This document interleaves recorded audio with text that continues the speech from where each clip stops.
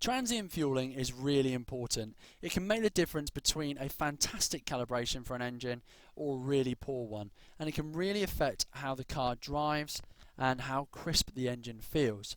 So the purpose of this video is to explain first of all how it's set up and how to get the best from it.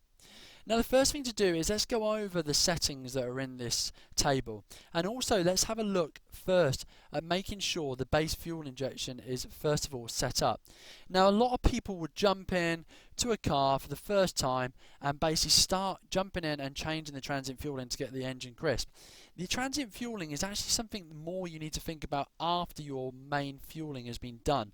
So what I mean by that is that under the run mode fueling, once you've got your main fuel table populated and set up and all your lambda is good by using a dyno where you can load cell hold it, hold the RPM in a set load, a set position, dial in your fueling, etc., which is explained in another video. Once you've got that done, you know your base injection is good, and that is a really important aspect of transient fueling because there's no point adjusting your transient fueling if your base fuel table is out. So ensure the base fuel table is good. Then head down to transient fueling and let me explain about what these different settings are and how they can affect it all. So the disable time after starting, basically when the engine first starts, it might be that you're not wanting to have any transient fuel active. Generally that's not the case, and as you can see after 1 second I have it active here. Now obviously as the engine speed increases, the time in which and the point in which transient fueling is needed becomes less, and generally if you're at a higher RPM the intake walls are generally wetted extremely well and your transient fuel is not needed as much. So you've got a maximum active engine speed and then a hysteresis option so you wish. Then you've got the minimum delta throttle position. Now basically the change in the throttle position is registered with a delta, and you can actually look at this with gauge add TPS and then TPS DT, which is here. Now what this is basically when you can actually see it moving around. As I make a big change in the throttle by stamping on the throttle, you can see that the TPS delta goes high, and then obviously when it's shutting again the TPS DT comes down. Now the reason for this is that this is important for transient because what you've got is that this is the actual enable throttle delta position in which the transient fueling is active. A lot of people think this is the actual throttle position in which is the change, like actual default value, the TPS, i.e. when it's above this TPS value the transient fueling is active. It's not. It's when the delta changes, which is a derivative of watching what the TPS is doing. So when that changes, as you can see down here in the bottom right, this gauge, as I make it larger, as I stamp on the throttle, and you can see it's changed and went up to 24 then. And you can look at this in logging. Maybe it helps to have it in data logging and to look at this. You can see it faster. This currently is at 20 Hertz. If I put it to 100, you can see it here, how it changes. And at which point then, if you were to look at the TFC sum, which is when the calculation of the transient fuel is active, you can see that it comes active when the transient fueling value is above that TPS minimum delta position.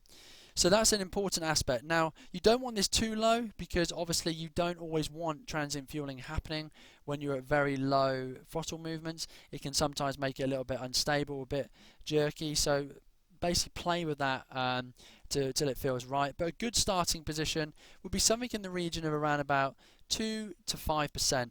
I have it at 5% on this because this engine is actually very efficient in supplying fuel directly into the intake, so I don't need so much transient. So I have mine set a bit higher at 5%.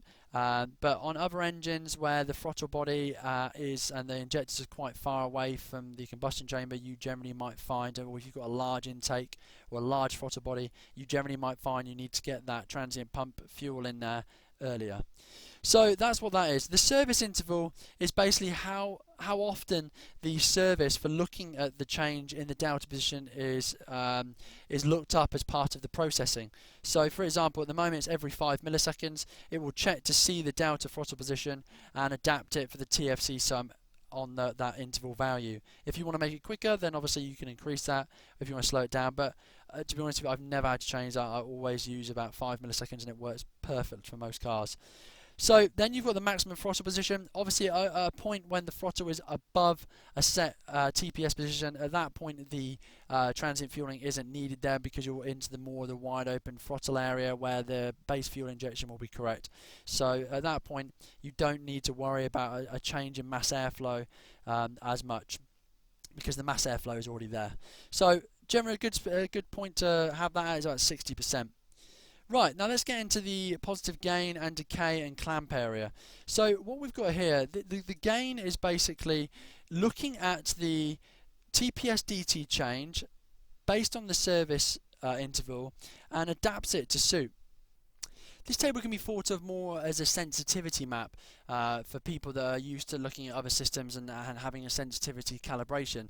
So the gain is like the sensitivity level of the transient fueling, and what you'll find is at lower RPMs you'll generally have to have the gain higher than you would at higher RPM, because actually the change in mass airflow from such a low area like idle, where your engine is making 0 torque to maintain the RPM and then suddenly stamping on the throttle, the amount of difference in fuel that you need to match the mass airflow being applied, it generally needs to be more than it would be at a higher RPM, where you've got lots of already torque available there to make that engine speed, and you generally find that the gain needs to be less.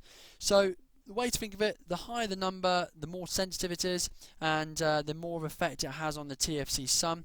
So we can actually show that here. So if we look at the TFC sum, make it resizable and open this table up. So if I put it back to as it was, you can see here that the TFC sum, and then if I make it to 1, you can see the sum goes higher. So basically it's a sensitivity, but it is also applying the rate in which that transient fuel is put in, and hence that's why it's almost thought of as a sensitivity calibration. Now what you've then got is you've got the decay map. This basically sets the rate in which, after the main TFC sum is being applied, the main calculation, how quickly it will decay from that. Now if you have a number in here which is say 0.9, you'll see the TFC value go really high because it's taking ages for it to decay out. So the larger the number, the longer the decay takes, and the smaller the number, the faster the decay is. So you can see the difference there. So generally speaking, good look at lambda here. If you find the lambda is really dipping low afterwards, then you know the decay is a bit too much and you can take it out. But transient fueling really, actually in road cars, really comes down to the feel and the response to the engine. But I am going to show a few little tips and setting up at the end of this calibration explanation part.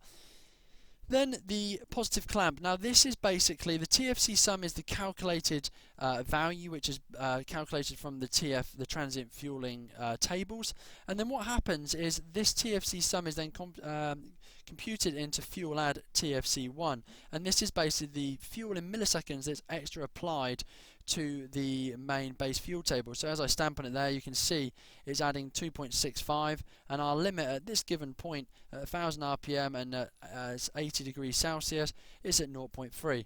If we increase that, it doesn't immediately mean that you're actually going to get that limit in value, that amount in value. It's just the clamp.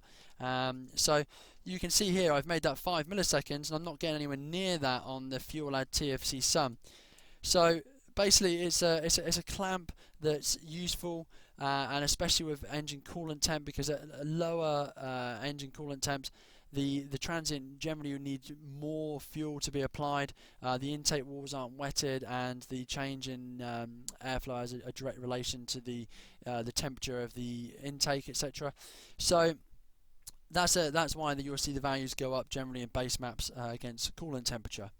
Now what you've then got is the negative gain. So if you look at the TFC sum, you'll see after it's been applied the positive side, you'll see the value go down on the negative side. Now this is where it's taking out fuel, because after the throttle has been opened and you then lift off the throttle, you'll see that the throttle is enclosed and you don't need fuel being applied there. So what I actually would do is the negative term will take out fuel to increase the deceleration of the RPM. It stops it from making torque, etc. And that's the same principles as the positive in the way that they're set up. You can always press F1 if you want a bit more explanation on what's going on with those parts of the calibration. Now I'm going to go over some little tips. One thing that I just want to make clear also, on the closed loop lambda you've got TFC disable threshold, so once the fuel add TFC1 goes greater than 0.1, I actually have it disable the closed loop lambda so that it's not trying to correct for transient movements. So I've got a nice gauge set up, so if I go to gauge and then to transient here, this you can also do yourself, set up a gauge for this. What I'm looking at is I'm looking at the TFC sum, the RPM delta, the lambda and the TPS. And what is useful here is generally if your transient fueling is good, your RPM delta will be raising a nice level and you won't have any stutter in the RPM. Now if you want, you can obviously open this in SMON and look at it greater, or you can do it as data logging to be able to see even more of what's going on. But I'm just going to show you in this area first, just get an idea of what I actually do when I look about setting up transient fueling. So if I was to go ahead and stamp on the throttle, we can actually see the RPM climb nicely. So it comes up here, the TFC sum is applied in red, the RPM DT climbs nicely, and so does the RPM. Now if I was to go into my positive gain and actually set that to 0 and do the same test, what we can actually see here is the RPM stumbles. And this is a really useful way of actually being able to see how well the transient is working, because the way to think of it is your acceleration rate, which is RPM dt, is useful to be able to plot and against your TFC sum to see exactly what's going on in terms of the mass air movement and how much fuel is needed to gain the amount of torque it needs to accelerate the engine. And as I've said before, you can do this via the gauges on Scal, or you can actually do it via data logging, which will give you a bit more resolution, being able to zoom in and see exactly at different loads and different RPMs how well the RPM is accelerating based on your DT versus your fuel transient adder. It's TFC sum for the actual overall, or fuel add TFC1 for the actual milliseconds applied.